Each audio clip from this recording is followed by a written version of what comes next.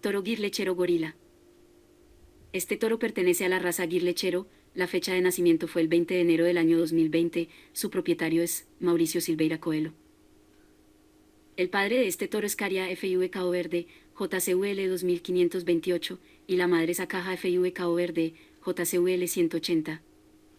Como abuelos paternos tiene a Gengis Khan de Bras, RRP 6097, y Jiva FIV de Bras, RRP 6875. Como abuelos maternos tiene a Radar 2 Pocoes, A7368, y Operaria de Bras, RRPL 293. Producción de leche de raza Gir. Los animales de la raza Gir destacan por su buena conversión alimenticia, permitiendo una buena producción de leche en pastoreo.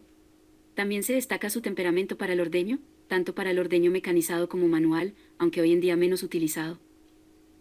Las selecciones de mejora genética mejoran las características destinadas a la producción de leche, como el tamaño del pezón y el tamaño de la ubre.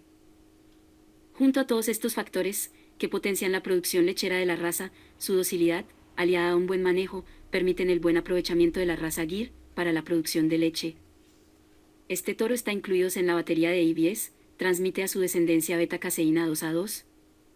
Si quieres adquirir la genética de este toro, en la descripción del video, te dejaremos los datos de contacto del distribuidor autorizado.